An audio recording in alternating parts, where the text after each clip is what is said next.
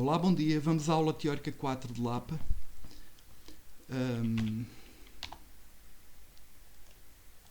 Na aula de hoje eu destaco o tema das árvores. Eu vou ensinar a definir árvores e a manipulá-las.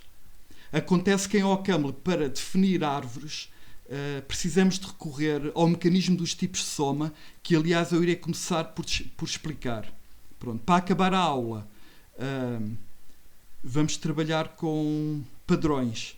Eu vou explicar bastante sobre aquelas expressões que ocorrem do lado esquerdo da construção METs. Pronto, isso são os padrões. E convém saber bastante sobre padrões. De qualquer maneira, para começar, tipos de soma. Bem, acontece que a generalidade das linguagens modernas suportam um conceito de tipo soma. E um tipo soma é algo que se descreve até com alguma facilidade. Um tipo soma é um tipo cujos valores estão agrupados em subgrupos que se chamam variantes. E acontece que muitas vezes, quando nós queremos descrever uma realidade, os tipos de soma dão bastante jeito, ou melhor, são essenciais. Por exemplo, se eu quiser descrever veículos, pronto, eu posso definir uma noção geral de veículo, mas os veículos depois agrupam-se em variantes. Há os automóveis, os porta-aviões, etc. Há todo o tipo de veículos. E é daí que veio a mesma palavra soma. É como se o tipo veículo fosse a soma das variantes todas. Pronto. É uma situação que surge quando nós queremos descrever aspectos da vida real e, portanto, convém que as linguagens suportem uma noção destas. E realmente é verdade. O OCaml suporta tipos de soma. E já agora deixem-me dizer outras linguagens. Em Pascal há uma construção chamada registros com variante, que permitem implementar tipos de soma. Em C, os tipos de soma são as uniões. Union. Não sei se aprenderam isso, mas há uma maneira. E já agora em Java, um tipo de soma corresponde a uma classe abstrata. Por exemplo, vocês sabem, se eu quiser definir uma noção abstrata de veículo, eu defino uma classe abstrata e depois as variantes do tipo serão classes concretas, que são subtipos da classe abstrata. Ok, agora um exemplo mais concreto, que aliás eu irei mostrar imediatamente abaixo em OCaml. Imagina que eu quero definir em OCaml uma noção de forma geométrica colorida. Portanto, é uma noção abstrata, forma geométrica colorida. E quero que as variantes sejam uma linha, um círculo e um retângulo. Portanto, é uma situação em que um tipo de soma é mesmo adequado. E já agora, uma à parte aqui, é que há muitos programas em que os tipos de soma não aparecem, mas quando eles aparecem é porque é um programa bastante sofisticado, estão a ver? Porque lida com a informação a vários níveis de abstração. Neste caso que agora estou a dar, o programa por vezes está a lidar com formas geométricas coloridas, sem saber que formas concretas é que tem no momento. Lida com essa noção geral e às vezes está a implementar as formas geométricas concretas, a linha, o círculo e o retângulo. Vamos ver como é que em OCaml se faz isso. Olha, são os tipos que eu estou aqui a mostrar. Portanto, eu quero definir formas geométricas coloridas. O tipo mais importante aqui é o C-shape. O C vem de cor. Portanto, shape quer dizer forma em inglês e C quer chamar a atenção que tem cor. Reparem que o tipo C-shape, olhando aqui para o lado direito do igual, tem 3 ramos. Portanto, isto é uma sintaxe muito específica que o OCaml tem para definir tipos de soma. Neste caso, há 3 variantes e cada variante é identificada por uma palavra em maiúsculas. É importante, é obrigatório usar maiúsculas. Estão a ver? Portanto, há 3 variantes. Linha, círculo e retângulo. E depois, como é que se continua a definir o tipo? Bem, para já, as alternativas estão separadas por O. Portanto, uma forma geométrica é uma linha, ou um círculo, ou um retângulo. É assim que isto se lê. E agora, a seguir a cada variante, aparece a palavra of. E a seguir aparece um tipo, muitas vezes é um tuplo, que contém os dados, digamos, os elementos informativos daquela variante. Reparem bem nisto. No caso de uma linha, quais são os dados que eu quero usar para representar uma linha? É a cor, Aliás, aqui uma linha é um segmento de reta. Portanto, uma linha e 2 pontos são as duas extremidades do segmento. E já agora, tenho aqui um tipo auxiliar, é a primeira vez que isto aparece. Isto é o que se chama em inglês um type alias, é um sinónimo. Eu estou a dar um nome ao tipo float vezes float. E em vez de escrever aqui float vezes float, estou a usar este nome abreviado, que até é mais informativo. E, portanto, uma linha é caracterizada por uma cor e pelos 2 pontos da extremidade. Um círculo por uma cor também, pelo centro e pelo raio. O raio é um real. E um retângulo é caracterizado por uma cor, pelo topo superior esquerdo e pela base direita. É a maneira clássica de representar os retângulos. Atenção, isto é um retângulo horizontal. Portanto, cujos lados são paralelos aos eixos do plano cartesiano. Aqui eu decidi usar um inteiro para representar a cor, algo que até é habitual na notação RGB.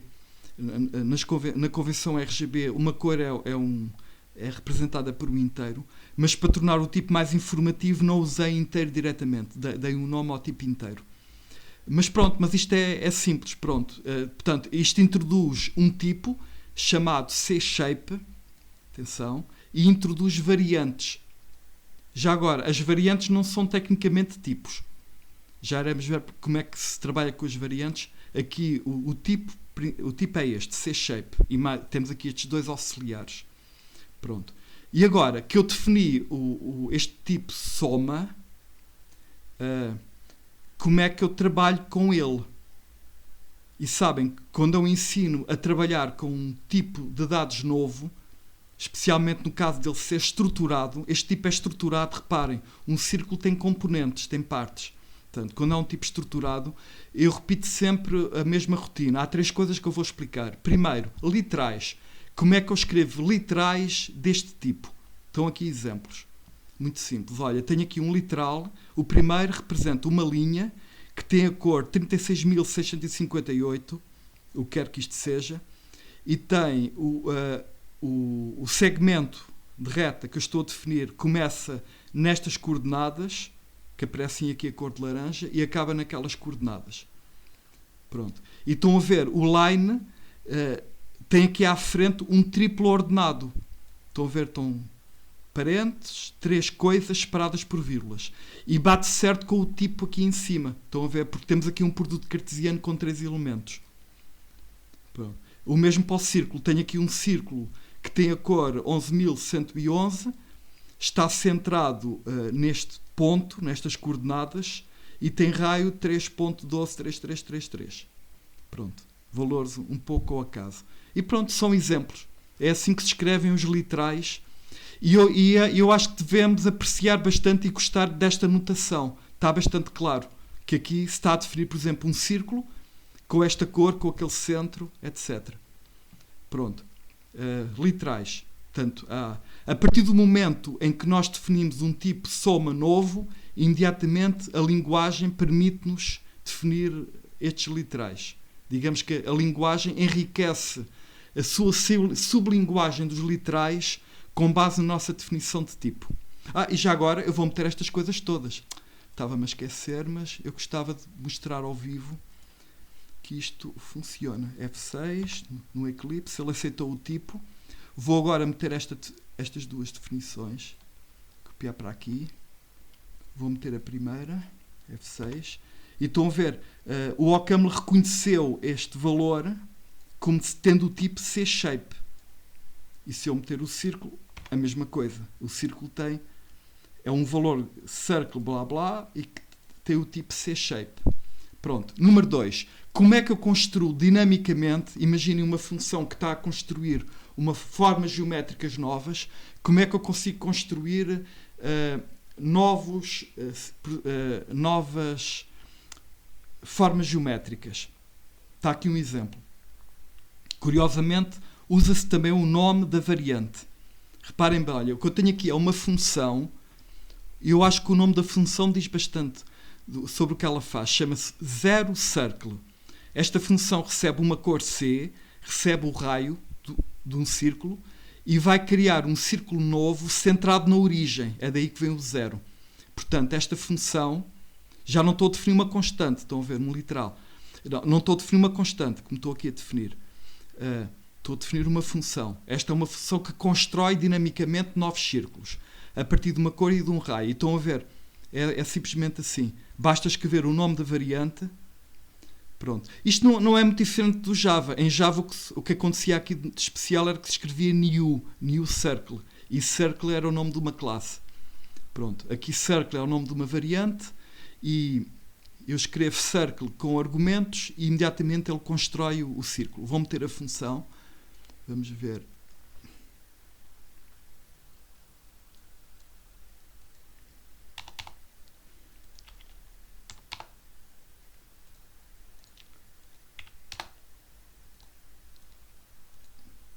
Estive aqui a ajustar um bocadinho os tamanhos. Está aqui a função, vou metê-la, F6. Pronto, ele aceitou. Reparem bem no tipo dela. É uma função que com dois argumentos, portanto, o tipo da função tem duas setas. O primeiro é color, portanto, uma cor. O segundo é o raio, float. E o que sai é um C-shape. Portanto, o tipo é compatível com o que estamos a ver. E para acabar, como é que se processa uma forma geométrica existente? Isto é bastante engraçado. Vejam aqui. Ok, vamos ter que usar o match. Nós usamos o match para processar coisas existentes na maior parte dos casos. Olha, esta é uma função área, que dado uma forma geométrica, CS, calcula a área. Vejam bem o que é que está a ser feito. Faz-se uma análise de casos, olha-se para o CS, e agora reparem numa coisa muito interessante. Este match tem aqui, do lado esquerdo das setas, padrões. Isto são padrões. Isto representa uma linha qualquer. Isto um círculo qualquer. Isto um retângulo qualquer. E agora, consoante o caso, eu faço as contas diferentes. Por exemplo, qual é a área de uma linha, de um segmento de reta? É 0. Obviamente, não tem espessura. Repare, existe aqui a possibilidade de quando estes elementos da linha não são usados nas contas à direita, é muito habitual e até há quem recomende, eu gosto também disto, de usar o sublinhado. O sublinhado quer dizer, olha, não vale a pena eu estar a inventar um nome, porque de qualquer maneira o nome não é usado à direita. Digamos, há quem leia isto como don't care em inglês ou assim. Vale tudo. O círculo, qual é a área do círculo? Reparem, eu para calcular a área do círculo basta-me saber o raio, não me interessa a cor nem o centro. A área do círculo depende apenas do raio. E cá está a famosa fórmula πr ao quadrado. Π e o raio do círculo ao quadrado. Aqui, como eu usei o R do lado direito, tive que lhe dar um nome. Sim. E o retângulo, pronto, não estamos a ver o código todo, mas é mesmo. Eu vou meter a função aqui. Deixa-me dar aqui um pouco mais de espaço. Estão a ver, portanto, aqui o retângulo é base vezes a altura. É a lógica disto. Vamos ver, eu estou à espera de uma função que recebe um C-shape e produz um número real. Vamos confirmar o tipo. Cá está. Dado um C-shape, produz um número real. Olha, agora até posso fazer uma coisa. Eu ainda tenho aquela constante A que defini há bocado. Vamos ver qual é a área do A. Estou à espera que seja 0. Deu 0. E qual é a área do B, que é aquele círculo que eu meti há bocado? Ok, talvez esteja certo, só fazendo as contas. E portanto isto é o essencial, é assim que se trabalha. Eu usei um exemplo, usei um tipo concreto, mas isto aplica-se a qualquer tipo de soma. Qualquer tipo de soma tem variantes e o nome das variantes é usado para definir literais, para construir valores e para fazer análise de casos num match. Na verdade, eu quando defino o tipo soma, o OCaml internamente define uma série de coisas automaticamente. Estão a ver? Defino o construtor, uma função interna que se chama mesmo construtor, neste caso de formas geométricas, e define novos padrões. É uma coisa bastante radical. Portanto, passam a haver padrões. E isto é tudo muito intuitivo e muito prático de usar. Pronto. A única coisa, por exemplo, comparando com o Java, se quiséssemos resolver o mesmo problema em Java, apesar de tudo, nós aqui estamos a perder bastante. Vamos ver onde, vamos comparar. Olhem, para começar, a cor, eu tive de a escrever 3 vezes, estão a ver? Pronto, se isto fosse Java, haveria provavelmente uma classe abstrata que tinha a cor e a cor era herdada pelas subclasses. Em Java dá para fatorizar a cor porque aparecem todas as subclasses. Aqui não. Estão a ver? Eu estou a dizer isto para ficarem cientes que não há melhor maneira. Em OCaml temos que nos resignar, é assim.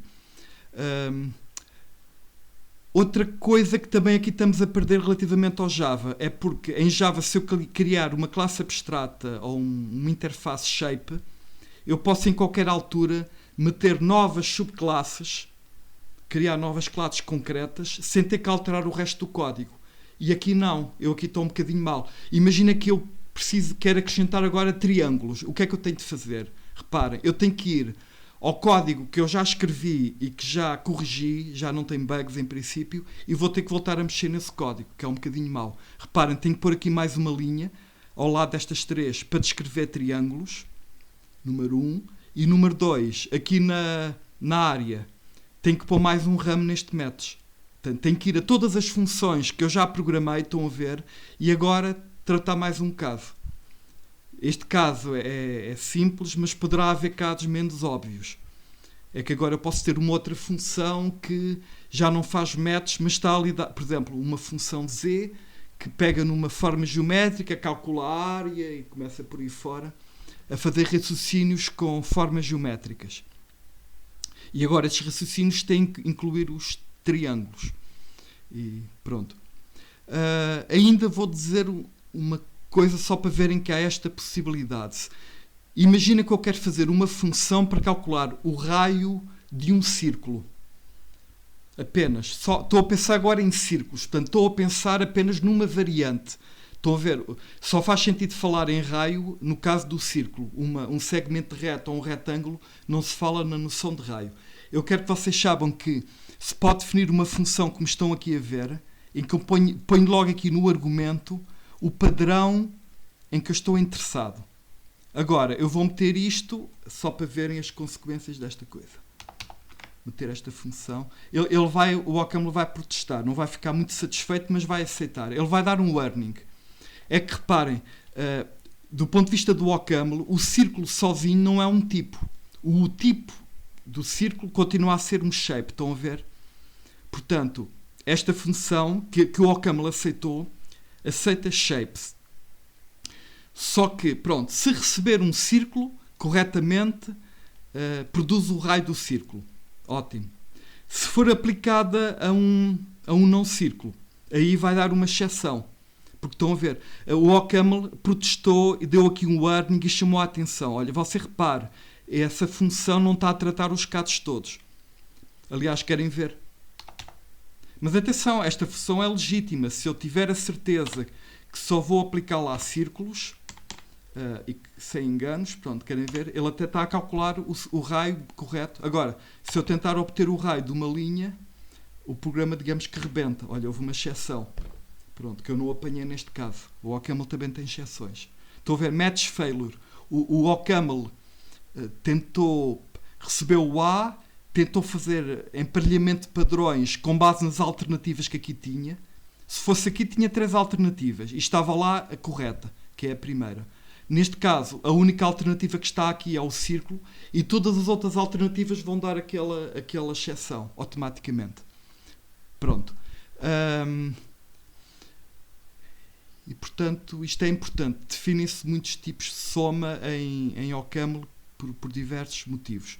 Vejam aqui agora, o OCaml, curiosamente, tem alguns tipos de soma pré-definidos. Olha, o tipo list, que já usámos na aula passada, curiosamente, é um tipo soma pré-definido.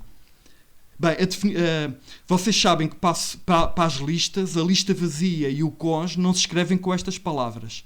Pronto. Acontece que as listas estão pré-definidas, mas a definição que o OCaml usa internamente é muito parecida com esta que estamos a ver. Estão a ver? Uma lista ou é vazia e não tem mais nada, o off não tem nada à frente, ou a lista não é vazia e nesse caso tem uma cabeça e uma cauda. Outra coisa interessante é que este tipo é polimórfico. É uma definição de tipo que estamos aqui a escrever que depende de um tipo alfa qualquer. Ok, de qualquer maneira isto não é surpresa. Em OCaml já fizeram isto. Por exemplo, o tipo vector de T. A sintaxe é diferente, mas pronto. Em Java costuma-se chamar T, ou E, ou argumento. Aqui é alfa, beta, por aí adiante.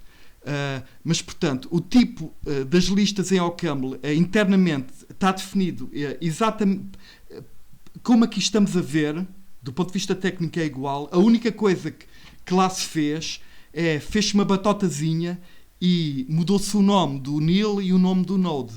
Porque, aliás, de acordo com as regras, as etiquetas de um tipo soma, isto são as chamadas etiquetas, têm que ser palavras que começam por maiúscula. Pronto. E, portanto, como isto é um tipo pré-definido, quem criou a linguagem abriu aqui uma exceção. Portanto, é um tipo embutido. Mas a definição que está embutida é praticamente igual a esta. Olha, outro tipo pré-definido muito útil. O tipo dos booleanos é também definido como um tipo soma, só com 2 variantes e sem off. Mais uma vez fez aqui batota. Usa-se letra minúscula. É uma exceção. Olha, ainda outro tipo que eu gosto de referir. O tipo option é um tipo muito útil quando nós queremos escrever funções que podem, porventura, não produzir resultado nenhum. Isto é, o fato da função produzir resultado é opcional. Pronto. Olha, este é um tipo de biblioteca e aqui já não há nenhuma batota. Portanto, o tipo que estamos a ver é mesmo o tipo que está definido internamente. Este tipo está definido de acordo com as regras. Reparem, uma função que não produza resultado produz este valor none.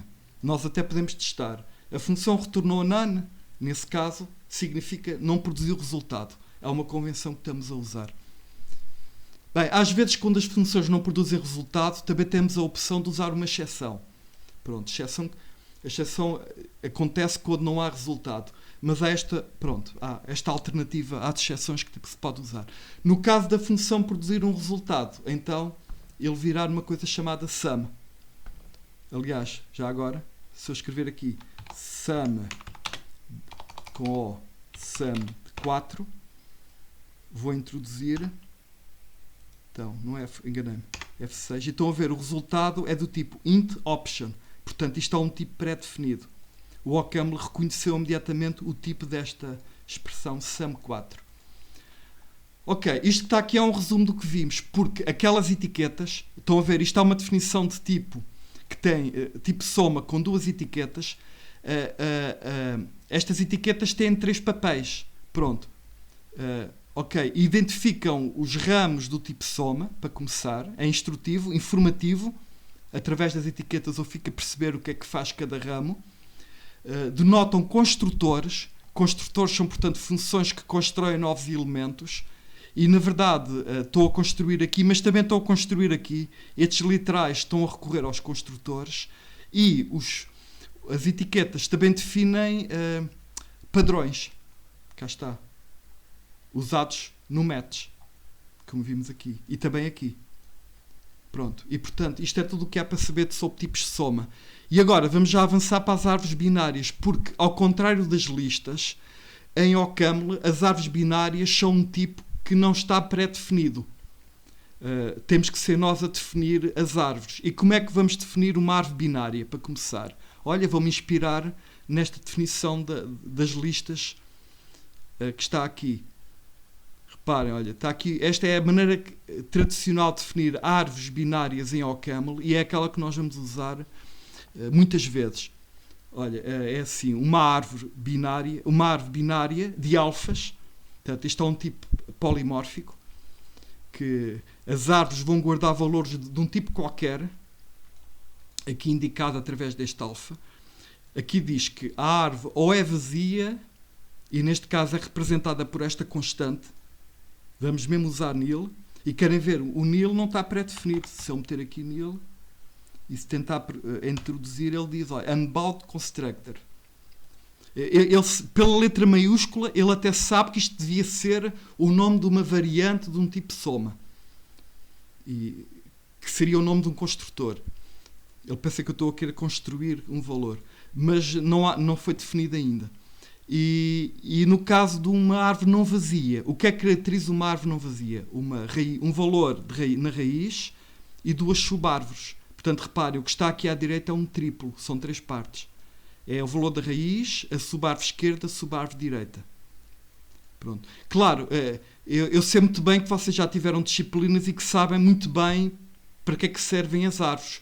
As árvores em informática são muito úteis. Olha, deixem-me só lembrar duas utilidades das árvores binárias, neste caso. Já vamos falar em áreas. Uma árvore binária pode ser muito útil quando a informação que eu estou a representar é já naturalmente a hierárquica. Imagina que eu quero representar relações familiares, em que, por exemplo, o 2 é uma pessoa e aponta e tem o 7 é, por exemplo, a mãe e o 5 é o pai. E depois, por aí fora, o 2 é o avô, etc. Portanto, quando há uma relação, digamos, por vezes os dados do mundo real já têm a forma de árvore e podemos querer representá-los. Outra situação em que as árvores são úteis.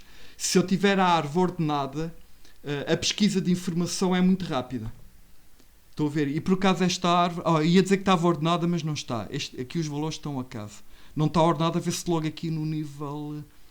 O 7. Ok, o 5 é depois do 2, mas o 7 devia estar depois do 5. Portanto, esta árvore não está ordenada. Mas se a árvore está ordenada, a pesquisa torna-se muito rápida.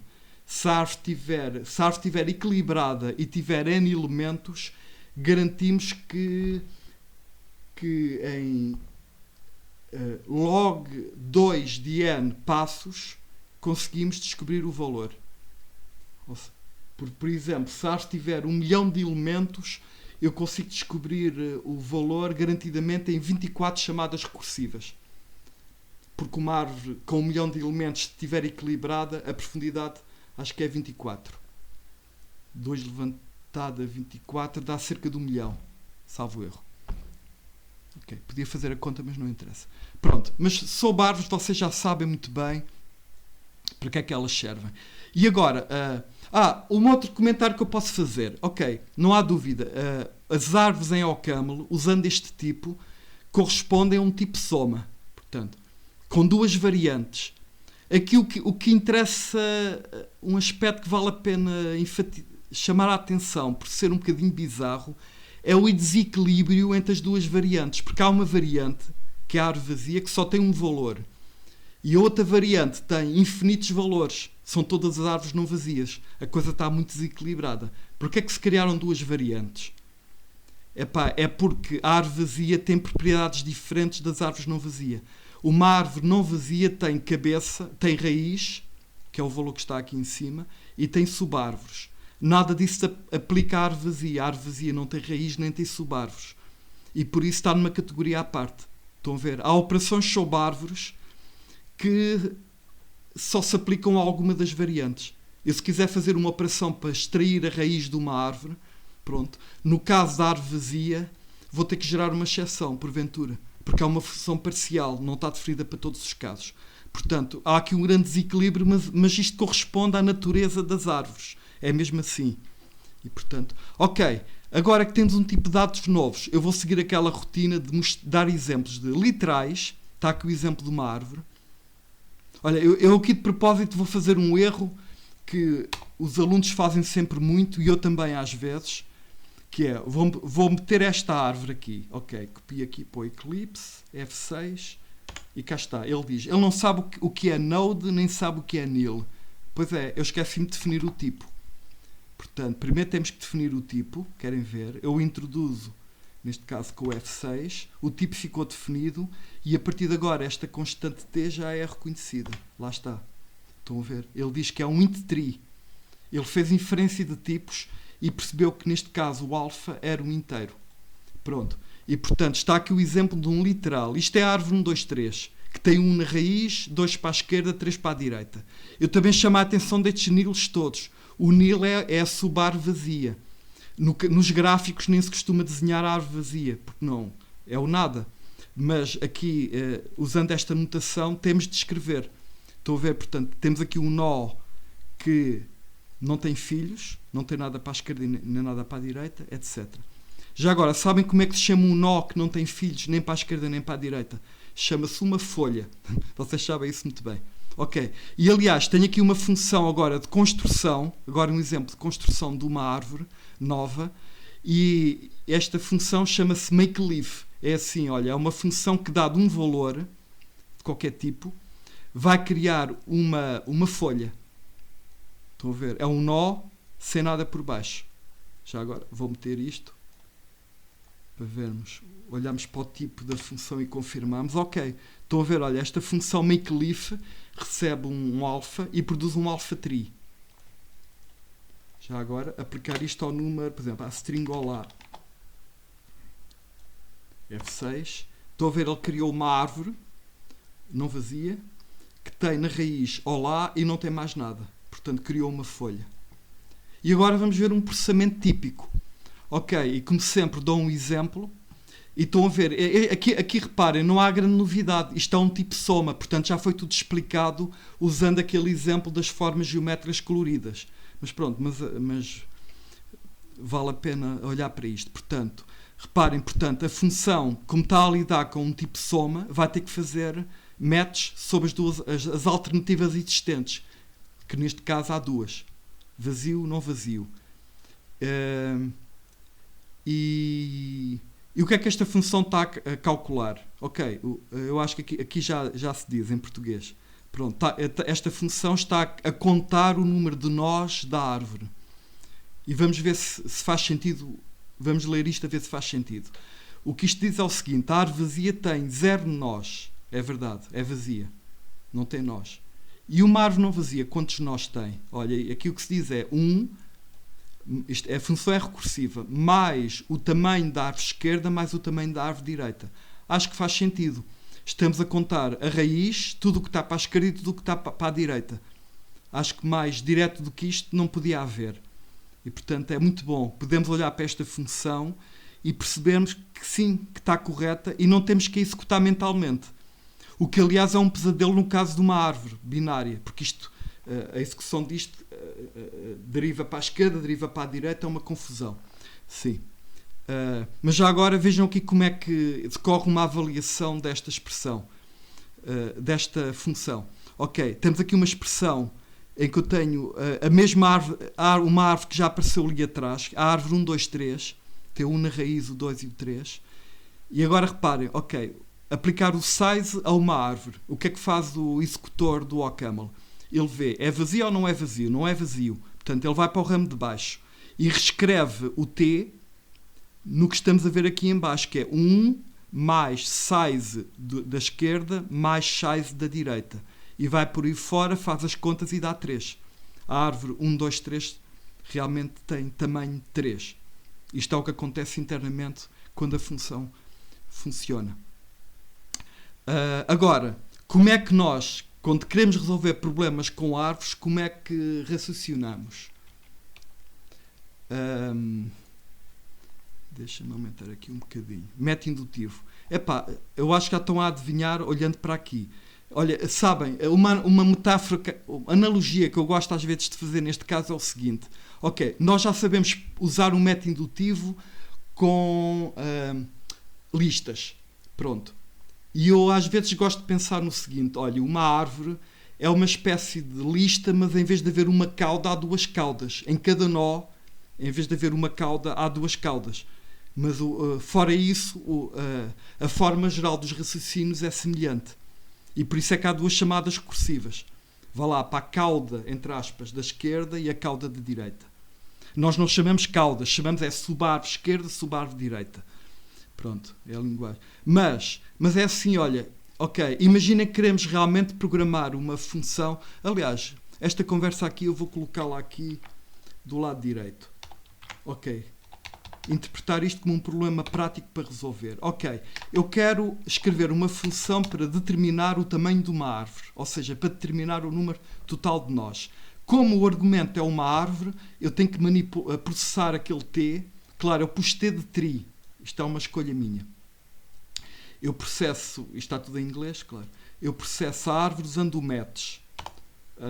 O match mais natural tem dois casos, pelo menos. Eu podia ter outros, mas que seriam subcasos destes. De qualquer maneira, tenho a variante da árvore vazia e da árvore não vazia. Pronto, número 2. Número 3, faço, ainda antes de começar a raciocinar a sério, faço a chamada para a árvore esquerda e para a árvore direita. E agora começo a pensar, É o que está aqui explicado, método indutivo. O meu ponto de partida para começar a pensar o caso geral é o seguinte. Eu olho para o que tenho aqui, size L, tento responder à pergunta. O que é que eu tenho aqui? Olha, eu tenho o tamanho da árvore esquerda já calculado. É o que está aqui escrito. Okay? E o que é que está aqui escrito à direita?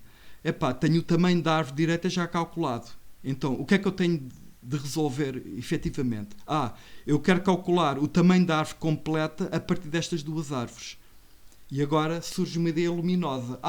Mas o tamanho da árvore completa é o tamanho da árvore esquerda, porque eu quero contar os nós da subárvore esquerda, mais os nós da árvore direita, mais a raiz. Pronto. E surge assim o caso geral programado. Claro que o tamanho da árvore vazia é 0, porque a árvore vazia não tem nós. O tamanho de uma árvore é o número de nós, simplesmente. E eu vou meter a função, não sei se já tinha metido ou não, acho que sim. Ele aceita uma árvore qualquer,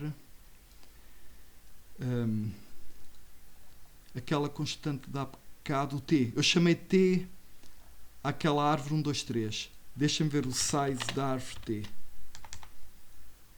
F6, deu 3. Reparem, o T é esta árvore. 1, 2, 3. Portanto, tem 3 nós. Reparem, os nós são assim, tem 2 folhas e um nó que não é folha, que por acaso é raiz.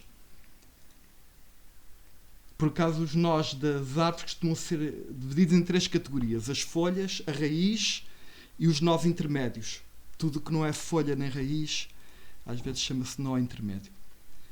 E agora vamos programar mais 2 funções sobre árvores. Achar a altura de uma árvore. Ok, eu agora vou ser mais rápido, até para isto não ser height. Se fosse presencial, eu criava muito suspense e a ver se me davam sugestões. Height. E geralmente aqui costumam-me dar sugestões. Ok, a altura da árvore vazia é vazia. Qual é a altura de uma árvore? Olha, eu diria é o número de nós. Ok, intuitivamente é fácil de perceber. Eu imagino uma árvore, assim uma espécie de triângulo, é o número de patamares ou de andares. Mas tecnicamente, se quiserem, é o caminho mais longo que existe, desde a raiz até uma folha. Exatamente, é a altura de uma árvore. Pronto. De qualquer maneira, nós para programar isto nem sequer usamos diretamente a definição. Usamos a nossa intuição. E se a intuição se basear em andares, tudo bem. Eu acho que a minha intuição se baseia em andares. Ok, portanto, a árvore vazia tem 0 andares. Pronto, altura 0. Então, eu quero a altura da árvore completa. E o que é que eu já tenho aqui? Tenho a altura da esquerda e a altura da direita. Qual é a altura da árvore completa? Bem, tenho aqui 2 inteiros. Será que eu somo as alturas? Não, assim estava a contar os nós. Não é isso que eu quero.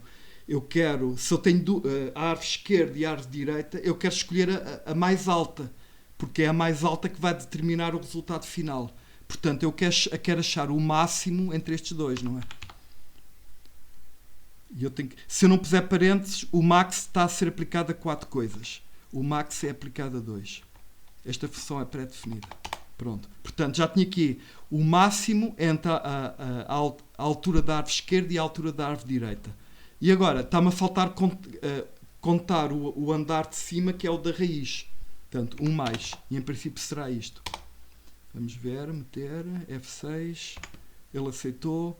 Vamos ver a altura daquela árvore T, da há bocado, que é a árvore 1, 2, 3. Estou à espera que a altura seja 2. Lá está. E a altura da árvore vazia? Deu 0.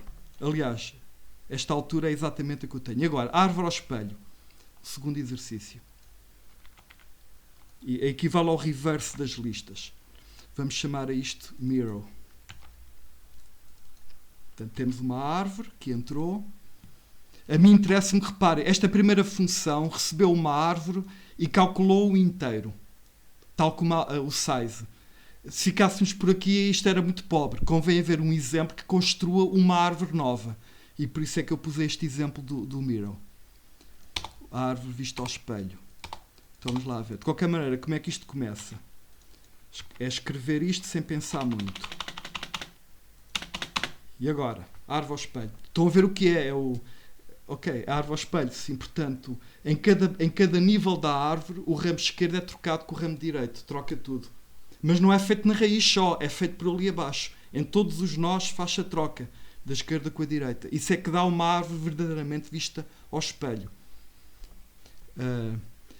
Então, ok, árvore vazia. Continua vazia. E agora? Então é assim. Eu estou a assumir que já tenho aqui a subárvore L vista ao espelho. O mesmo para o R. Portanto, já estão invertidas as duas árvores. E agora, eu vou ter de criar uma árvore nova. Como é que eu crio uma árvore nova, não vazia? Chamo o construtor, node, e este construtor tem 3 argumentos. Aliás, deixem-me olhar aqui para o tipo de definição das árvores. Está aqui. Portanto, ao definir este ramo, esta variante do node, estou a definir também implicitamente um construtor que recebe um triplo ordenado. Pronto. Então ele recebe 3 coisas. Bem, o que é que fica na raiz da árvore ao espelho? Bem, a raiz não muda, não é? Ao espelho fica na mesma. E o que é que fica do lado esquerdo? Olha, fica ao lado direito. Eu tenho que trocar isto, não é? V... E em princípio será isto. Aqui o importante é o raciocínio que eu estou a fazer. Estou a exemplificar o uso do método indutivo com árvores. Eu vou fazer o mirror do T. Já agora, primeiro ponho o T. F6. Pronto. Agora mirror T. Ok, ele trocou o 3 com o 2. Aqui também não havia muito para fazer. Mas se fosse uma árvore mais complexa, iriam ver... aquilo a ficar tudo ao espelho. E cá está aqui registada a solução do problema. Ok, next. Esta aula tem um conteúdo bastante extenso. Árvores enárias. Ok, agora vai ser mais... Vou tentar ser mais rápido porque agora já temos experiência das árvores binárias. Vamos ver como é que tradicionalmente se definem árvores enárias em OCaml. É este o tipo que vamos usar.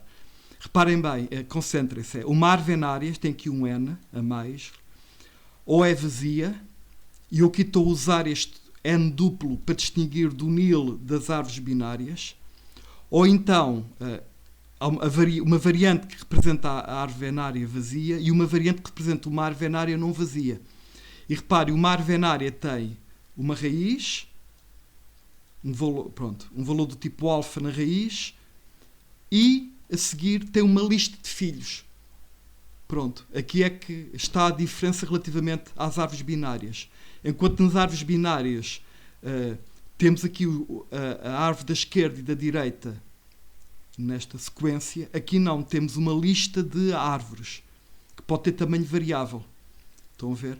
Eu vou meter este tipo aqui no coisa, vou introduzir F6 e é um tipo novo que não se confunde com o tipo das triz. Portanto, temos agora árvores binárias e árvores enárias, lado a lado. E agora vou entrar naquela coisa de mostrar como é que se usa isto.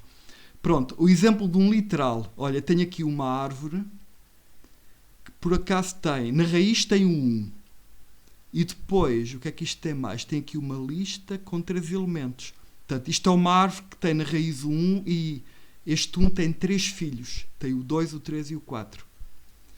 Vou introduzir, só para confirmar que o OCaml aceita isto. Aceitou. O tipo, ele reconheceu isto como sendo um valor do tipo int n3, uma árvore enária de inteiros.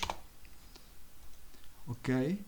Agora, há bocadinho com as árvores binárias eu tinha uma função para criar uma folha. Pronto. Agora estou a criar uma folha numa árvore enária. O que é uma folha aqui? Uma folha é um nó que não tem filhos, estão a ver? Portanto, tem 0 filhos. No caso das árvores binárias, aparecem 2 nils. Aqui é a árvore vazia. Aqui temos que nos adaptar a isto. O makeLeaf, ele aceitou. Cá está, uma função que recebe um alfa e produz um alfa n3. E para acabar, vamos ver aqui um processamento típico. Agora a coisa vai complicar um pouco. Esta é uma função em OCaml que determina o tamanho de uma árvore enária. No fundo, conta o número de nós. Porque é que isto ficou um bocadinho complicado? Vamos analisar isto. Ok, há aqui uma parte que se percebe bem. Portanto, aqui estamos a olhar para uma coisa feita. Uma coisa é olhar para código escrito, outra é construir a partir do zero. Okay. É mais fácil olhar para código já escrito. Bem, tamanho de uma árvore T. Se a árvore é vazia, o resultado é 0. Se a árvore é não vazia. Já agora, reparem bem neste padrão. O X é o nome que me apeteceu dar à raiz. Eu aqui, em vez de XS, apeteceu-me dar CS, porque são children, são os filhos daquele nó. Para mim, em inglês é mais sugestivo. Pronto. E agora reparem bem. Portanto, qual é o tamanho de uma árvore não vazia? É 1. Estou a contar a raiz, mais o tamanho dos filhos. E os filhos são uma lista, estão a ver? E é por causa disto que eu preciso desta função auxiliar que está aqui ao lado. Estão a ver? É a complicação das árvores enárias. Enquanto que numa árvore binária eu conto a raiz e depois tenho garantidamente, vou para a esquerda e para a direita, é mais simples. Aqui, eu quando olho para os filhos, são uma lista de tamanho variável. Podem ser 0, 10, 1000, 1 milhão, não sabemos. E como é que processamos a lista? Tem que ser uma função que processa uma lista. Pronto. Nós tipicamente portanto, precisamos de uma função auxiliar e o que é típico é repetir o nome da função size acrescentando um L de list. É uma lista, pronto. E cá está, temos agora aqui uma função que recebe um TL. Isto é uma lista agora, não é uma árvore. Eu pus TL porque é uma tree list. Apeteceu-me, achei que era instrutivo, por aqui, tree list. E esta função size, pronto, o que é que ela faz? Esta função tem a missão de determinar o tamanho de uma lista de árvores.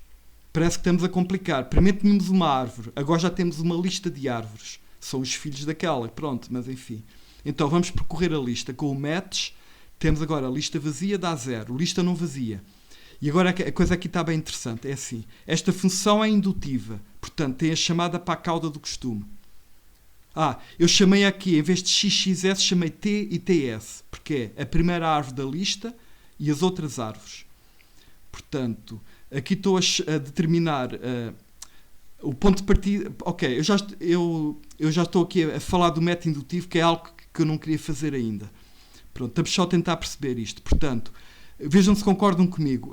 O tamanho da lista de árvores é o tamanho da primeira mais o tamanho das outras. É uma verdade lá para Alice. Agora, o que é interessante é, para calcular o tamanho da primeira, precisei de usar a função original. Portanto, isto são duas funções mutuamente recursivas. A função principal precisa de chamar auxiliar para tratar dos filhos. Mas a auxiliar, para tratar cada filho individual, precisa de voltar a chamar a original. Por isso estamos aqui a definir usando recursão mútua, usando o AND. E, portanto, temos aqui uma bela função que calcula o tamanho de uma árvore enária. E já agora vou metê-la. Ver se ela aceita. Agora, ele vai aceitar duas definições ao mesmo tempo. Cá está. Eu defini duas funções simultaneamente. Estou interessada na primeira, mas a auxiliar também está ali. E está visível. Defini de forma global. Não usei in. E pronto. Agora, uma coisa que nós podemos fixar é o seguinte. Deixem-me voltar atrás. Enquanto para as árvores binárias nós iremos programar sempre com base neste esquema de partida. Estão a ver? Vazio, não vazio e as duas chamadas recursivas. Este é o padrão de pensamento. Para as árvores binárias também tenho aqui o esquema geral. Vejam este esquema. Portanto, que é um bocado complicado. Portanto, estão a ver, é vazio, não vazio. No caso de não vazio, chamo uma função que tem o mesmo nome, mas tem o L acrescentado para os filhos. Esta função recebe um tree list, é recursiva da maneira habitual das listas, mas para processar a cabeça, que é o T, tem que chamar a função original. Portanto, isto é sempre igual. O que depois muda são as reticências. Ok? E podemos programar, por exemplo, a partir daqui a função, por exemplo, mirror. O que é que será uma árvore enária vista ao espelho? Mirror. Como é que escreve? Acho que é assim. O que eu estou a pensar é, em cada lista de filhos, inverter a lista. Fazer o reverse. Em que o reverse é aquela função da aula passada. Ok, então isto fica assim, mirror, onde está o F, em todo o lado ponho mirror, assim. Pronto. E agora, a árvore vazia, continua vazia. A árvore não vazia mantém a raiz. E este mirror tem de inverter os filhos todos. Deixa-me espreitar aqui uma coisa. Está bem. Pronto. Mirror. E agora, eu quero que este... falta mirror também aqui, no cabeçalho. E agora, eu quero que esta função, portanto, ok, vazio, recebe uma lista de árvores. Eu quero que ela produza a lista invertida, mas quero que as árvores individuais também sejam invertidas. Portanto, olha, o ponto de partida... Agora já estou a pensar indutivamente. Já tenho aqui a lista de árvores toda invertida. Já tenho a lista ao contrário e as árvores constituintes também estão invertidas. O que é que me falta? Falta-me inverter a lista, o L, chamando assim. Pronto. E agora, para a lista ficar invertida, o que é que eu tenho que fazer? Tenho que colocar este no fim. Este que é o primeiro passa a ser o último. Mas como é que eu consigo pôr um valor no fim de uma lista? Olha, o cons só permite acrescentar à cabeça. Eu, se quiser mesmo acrescentar no fim, o mais prático é usar a arroba e colocar isto numa lista. Isto assim já dá. Vamos ver se eu me engano em alguma coisa. Ok, fixe. Passou o teste. E pronto. Não vale a pena. Agora há aqui uma coisa que eu ainda preciso referir, que é assim, é um problema que há com esta constante nil. É que estão a ver, olha, tecnicamente, estão a ver estas 4 linhas, tecnicamente, isto representa tudo a mesma árvore, porque é assim, esta árvore tem 0 filhos, é uma folha. Esta também, porque o filho que tem é vazio, isto equivale a não ter nada. Sabe, o nil quer mesmo dizer que não há nada.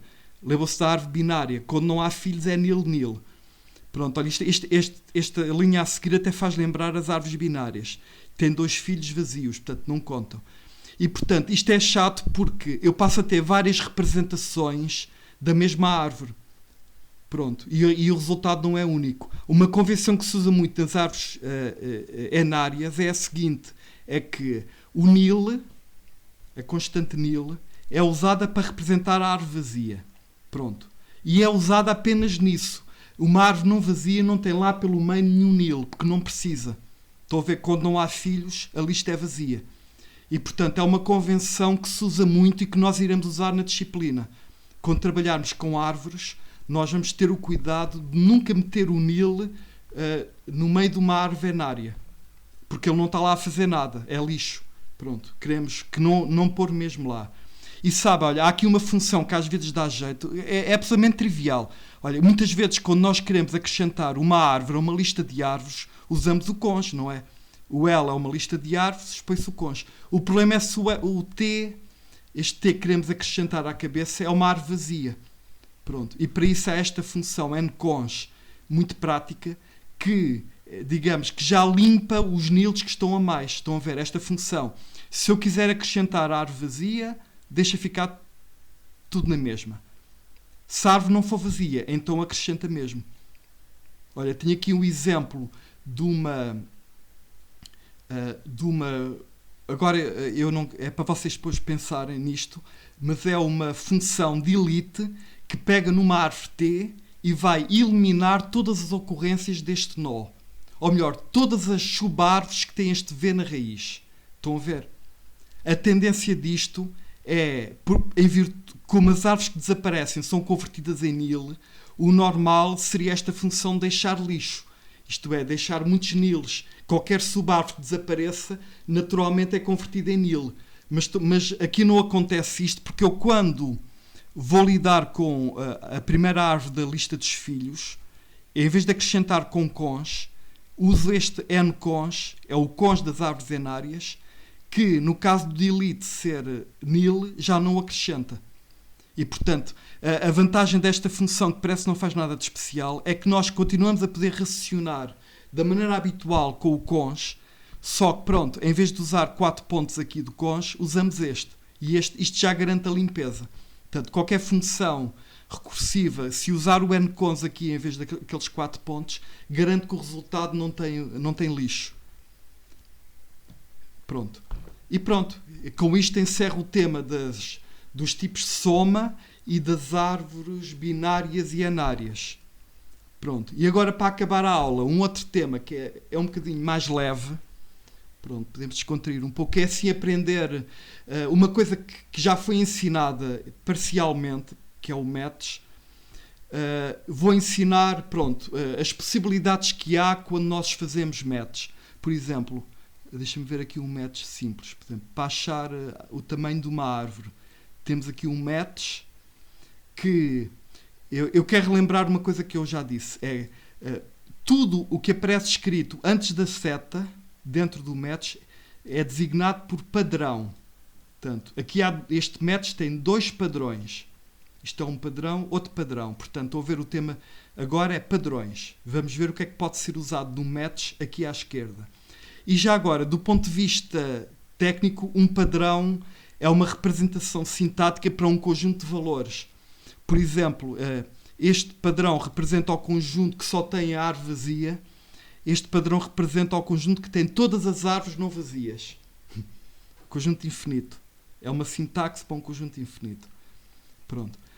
E agora, estão aqui a ver padrões que podem ser usados no METS. Vamos primeiro identificar padrões conhecidos. Olha, o padrão XXS já foi bastante usado. Representa uma lista não vazia. Também já apareceu este padrão dos pares ordenados. Aqui. Outro que tenha sido usado. Este já apareceu uma vez no achar o máximo de uma lista, porque o máximo não está definido para listas vazias e tivemos que usar como caso base o caso da lista que tem um elemento. Portanto, este padrão representa o conjunto de todas as listas com um elemento. Ou então, pronto, é uma maneira de dizer. Este padrão representa a lista vazia, ou o conjunto que só tem a lista vazia. Às vezes nós abreviamos a conversa. Mas agora vamos ver outros padrões interessantes. Olha, por exemplo, este padrão aqui representa uma lista que tem pelo menos 2 valores. E com este padrão, usando o nome X e o nome Y, também ganhamos acesso aos 2 elementos mais à cabeça, que é ótimo. O que é que representa este padrão a seguir? Olha, é uma lista que tem o 5 à cabeça. Ficamos a saber que é uma lista de inteiros, porque as listas são homogéneas. E no caso desta... Isto, tecnicamente, é o conjunto de todas as listas que tem o 5 à cabeça. São infinitas. O X é o chamado padrão universal, abarca tudo. Quando é X, é alfa, o tipo. É o conjunto de todos os valores em OCaml, todos. E ainda existe o sublinhado. E já agora, tecnicamente, quando nós escrevemos este padrão, XXS, por exemplo, tecnicamente este X é um subpadrão e este X vale tudo, pode ser qualquer coisa. Isto é uma lista de alfas. Porque este subpadrão é o chamado padrão universal, em que vale tudo. Se eu no padrão preferir não dar nome a um dos subpadrões, posso usar o sublinhado. Ou melhor, num sítio onde aparece o padrão universal, se eu quiser, posso trocá-lo pelo padrão universal anónimo, que é o sublinhado. Eu já usei isso em alguns sítios. Não é obrigatório, mas... Por acaso há linguagens funcionais em que se nós damos o nome a um subpadrão, como aqui, e depois não usamos à direita, dão um warning. Mas o OCaml não. O OCaml é tolerante. E por aí fora, olha aqui, este também acho que já apareceu num exemplo. Este padrão representa o conjunto de todas as listas não vazias de pares ordenados. Agora, este 8 representa, num padrão, representa o número 8, ou seja, o conjunto que só tem o 8. E este aqui é completamente novo. Isto só se aplica a caracteres, mas este padrão representa o conjunto de todas as letras de A a Z. Pronto. Eu, se quiser, posso fazer, por exemplo, um match que, se for minúscula, portanto, de A a Z, tem um resultado. Se for de A a Z maiúsculas, tem outro. Se for de 0 a 9, os dígitos, outra coisa. Estão a ver? Pronto. Isto pode ser, é com este ponto. Agora... Portanto, isto é a grande variedade de padrões que pode ser usada. Estão a ver?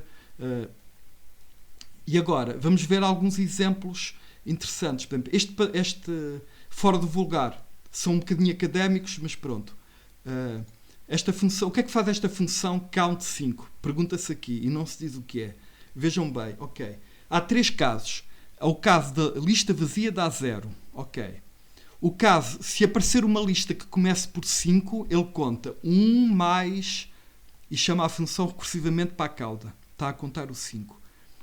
Se for uma lista que não comece por 5, há uma coisa que eu ainda não disse, mas pronto. Ele ignora o valor que está aqui e continua a contar. Ok, está-se mesmo a ver, ele está a contar o número de ocorrências do número 5 numa lista. Agora, uma coisa que eu disse que precisa de explicação é o seguinte, é que há aqui uma ordem. Quando esta função é chamada e é ativado este match, o OCaml internamente olha para o L e vai testar os vários casos, olha para os vários padrões, por ordem de cima para baixo. Isto é muito importante. Por isso é que isto funciona. Portanto, estão a ver, é que estes 2 padrões são um bocado repetidos. São basicamente a mesma coisa. Mas como ele vai primeiro a este, se a lista começar por 5, este caso é ativado em primeiro lugar. Se não começar por 5, não é ativado este ramo, mas é ativado o outro. E isto garante o funcionamento. Agora pergunto, o que é que faz esta função a seguir que troca simplesmente a ordem das linhas? O que eu espero é que ela entre no ciclo infinito. Já agora, vou meter a primeira. Vamos ver isso a acontecer aqui. Preciso aqui de um bocado de espaço. Primeira função, F6, e vou chamá-la com, por exemplo, 1, 5, 5, 5, 7. Estou à espera que a resposta seja 3. Foi 3, aqui em baixo. Agora eu vou trocar a ordem destas coisas. Por acaso, eu estou a começar a usar aquela barrinha em todo o lado. Estou a reescrever até as aulas teóricas para ter sempre ali barrinha. Agora, ok, sintaticamente está correto e o OCaml aceita. Agora, há uma coisa que para já que levanta suspeitas. Ele dá um warning. Olha, ele aqui está a dizer, este ramo nunca é usado. This match case is unused. Não é usado. Estão a ver? E, portanto, o que é que isto está a fazer? Eu digo que esta função produz sempre 0. Porque sejam 5 ou não 5, ele ignora sempre. Já meti, vou testar, deu 0. E este ramo nunca aconteceu. Portanto, é outro ponto a fixar. A ordem de tratamento dos padrões é de cima para baixo, é sequencial. O OCaml com o match escolhe sempre um dos ramos. Sempre um, nunca 2, um. E o ramo que é escolhido é o primeiro ramo em que o emparelhamento entre o valor e o padrão sucedeu em primeiro lugar. É o primeiro ramo em que isso acontece, em que houve sucesso. Pronto. Portanto, ainda há mais coisas para dizer sobre os padrões, mas são tudo coisas assim relativamente simples. Eu estou a falar muito, mas depois vendo bem a coisa, são uns factos muito básicos. Portanto, esta afirmação, os padrões são tratados por ordem, eu acho que gastei 5 minutos a falar disso, a dar exemplos. Agora, outra coisa que se calhar para vocês vai ser uma surpresa, mas que é mesmo assim, e vamos usar isso a todo momento. Eu comecei por introduzir os padrões dizendo que são as expressões que ocorrem antes da seta no match. Mas acontece que há vários pontos na linguagem OCaml em que as expressões que lá ocorrem representam padrões. É uma convenção da linguagem. Eu vou dizer todas. Está aqui a lista completa. É assim. Portanto, no match, aqui este é um match, antes das setas. Portanto, isto são padrões. Numa função anónima, no argumento. É considerado um padrão. Aliás, vocês já viram coisas destas. Até agora. Esta função, especialmente esta terceira, apareceu logo numa das primeiras aulas. Na primeira, acho eu. Na teórica 2 e na prática 1. Sim. E estão a ver, aqui, mesmo no cabeçalho de uma função, os argumentos são vistos como padrões. Olha, eu vou meter esta função aqui. Vocês verem. F6. Portanto, o OCaml aceitou aquilo. E agora posso chamar o F, sei lá, com 2 e 3 e vou obter 3, 2. Ok, o ponto aqui não é esse, só para ver que funciona. Mas, tecnicamente, isto é um padrão. Portanto, por isso é que nós podemos escrever isto. E quando eu tenho uma função como esta, já agora, let f de x igual a x mais 1. Vou meter, ok, é de inteiro para inteiro. Tecnicamente, repare, isto também é um padrão, é o padrão universal, em que à partida vale tudo. Só que depois o x é usado à direita de tal maneira que já perde a universalidade, já passa a ter que ser inteiro. Mesmo assim pode ser um inteiro qualquer. Portanto, então é assim, em OCaml, os sítios onde aparecem padrões são estes contextos. E atenção, isto é um bocadinho delicado, porque, reparem bem nisto. Por exemplo, o que é que significa esta expressão? XXS. Epá, de forma geral, o XXS é uma construção. Isto é o cons. Eu estou a construir uma lista nova. É verdade, em OCaml, na maioria dos sítios em que isto se escreve, é uma construção de uma lista. Pronto. Exceto, mas se estiver a ser usado no sítio dos padrões, já não é um cons. É mais um descons. Já serve para desconstruir uma lista em partes. Portanto, se eu escrever esta coisa antes de um match, no cabeçalho de uma função, ou ainda até num let, estão a ver? Num let, tudo isto já são sítios de padrões. Por acaso é fácil de fixar isto porque os padrões têm a ver com introdução de novos nomes. Estão a ver? O let introduz novos nomes. Declara novos nomes para serem usados. O cabeçalho de uma função também introduz o nome do argumento, mesmo da função anónima. E aqui também, no match, estou a introduzir o nome XS para ser usado à direita. Eu podia ter usado outro nome.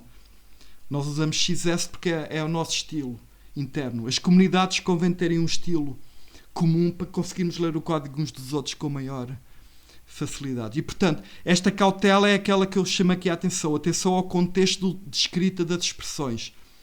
Portanto, estou a ver esta expressão, o que é que significa? A resposta certa é depende, tem dois significados. Em alguns contextos é um cons, noutros contextos é um padrão. Portanto, muito cuidado com isto. E para acabar, ainda mais esta... Não, ainda não é para acabar. Faltam só duas coisinhas. Uma delas é falar em padrões disjuntos. Olha, nós falamos em padrões disjuntos quando os conjuntos que cada padrão representa são disjuntos. Reparem bem, estes dois padrões são disjuntos porquê? Porque isto é o conjunto que só tem a lista vazia, isto é o conjunto que tem todas as listas não vazias. Portanto, não há nada em comum, são disjuntos. Quando os padrões são disjuntos, eu posso trocar a ordem do match, o resultado é o mesmo. Já este exemplo, que é uma maneira engraçada de escrever o fatorial com padrões, que também se pode, aqui já não são disjuntos, porque o padrão de baixo é universal e incorpora o zero, que está aqui em cima. Portanto, eu aqui já não posso trocar a ordem. Se trocar a ordem, é o fim do mundo. Pronto. Isto é uma coisa. E agora, restrições. Ainda há mais coisas para saber sobre os padrões. Olha, vejam isto. Esta função, equiparse, o que é que está a fazer? Recebe uma lista de pares, eu noto isto aqui neste padrão, uma lista de pares, e está, vejam bem, a contar os pares que têm o x igual a y. Estão a ver?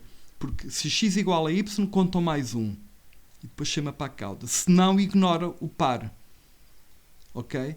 Portanto, isto está correto. Não há aqui nenhuma surpresa. Esta função está a calcular, a contar o número de pares desta lista em que as duas componentes são iguais. Isso é verdade. Tudo bem. Agora, a questão aqui é a seguinte, é que se calhar nós gostaríamos, e é proibido, eu gostaria de pôr logo aqui um padrão XX, estou a dizer, para dizer que os dois eram iguais. Em termos de legibilidade era o ideal. Era mesmo, mas é proibido. Sabem? Aliás, há linguagens que permitem isto, mas este mecanismo já não são padrões. É um mecanismo que se chama unificação nas linguagens lógicas. Se quisermos que isto faça completo sentido lógico, isto já envolve um mecanismo mais complexo do que aquele que o OCaml usa. E, portanto, que já não é emparelhamento de padrões. E, portanto, aliás, querem ver, se eu tentar meter isto, ele vai dar erro, F6. Ele diz, a variável x está repetida. No cabeçalho é proibido. Se eu puser uma diferente, ele já aceita. Portanto, muito cuidado, especialmente no exame em que não tem o compilador a avisar que há o erro. Depende do problema. Se for um problemazinho simples, poderá haver um desconto de 10% nos problemas simples. Se for uma coisa muito complicada, em que o aluno descobre ali uma solução de uma coisa complicada, aí pode ou não descontar-se. Depende de muita coisa. Ou então só 5%. Mas, portanto, é esta regra. Nos padrões, os nomes têm que ser todos diferentes entre si. Basicamente, reparem, este padrão que está aqui a cor de laranja está a declarar 3 variáveis com nomes diferentes, que podem ser usadas à direita, e estão todas a ser usadas. Estou a usar o X e o Y. Agora, pronto, é pena, mas é assim. Há razões para isto, que até são muito profundas. A verdade é que, ingenuamente, este XX tem implicações na semântica deste mecanismo que vão para lá, que agora não interessa discutir. E ainda há outra coisa importante, outra restrição. Imaginem esta outra função aqui em baixo. O que é que ela está a fazer? Vamos ver. Ela recebe também uma lista de pares ordenados e agora recebe um valor V também. Ao contrário da anterior, esta recebe um V adicional. E ela está aqui a testar o seguinte, se a segunda componente do par for V, conta 1. Senão não conta. Portanto, ele está a contar, olha para os pares ordenados da lista e está a contar aqueles pares em que a segunda componente é igual a V. E aqui também o que apetecia era pôr aqui um V, não era? A função, que eu não sei agora qual é o nome dela, tem ali um V e eu gostava de dizer que este V é o mesmo dali. Mas, ok, aqui o compilador não dá erro. Pronto, só que isto não faz o que nós queremos. Este V é considerado uma variável fresca, nova, que não tem nada a ver com aquela. Não tem nada a ver com aquela. E, portanto, isto pode ser enganador. Eu estou aqui a trabalhar com o V, penso que estou a trabalhar com aquele e não. Estou a trabalhar com um V que não tem relação. E, portanto, eu queria apanhar apenas os pares em que o V ocorria ali e, na verdade, estou a apanhar todos. Porque este V é uma variável nova. Ter aqui V ou ter Y é a mesma coisa. Então, portanto, recapitulando, num padrão não pode haver nomes repetidos e os nomes que ocorrerem são considerados frescos. É a mesma palavra, é a tradução em inglês, costuma-se dizer que os nomes são fresh, em português é muito habitual dizer que são frescos. E, portanto, estive aqui a mostrar tudo o que tem a ver com padrões em OCaml. Sim.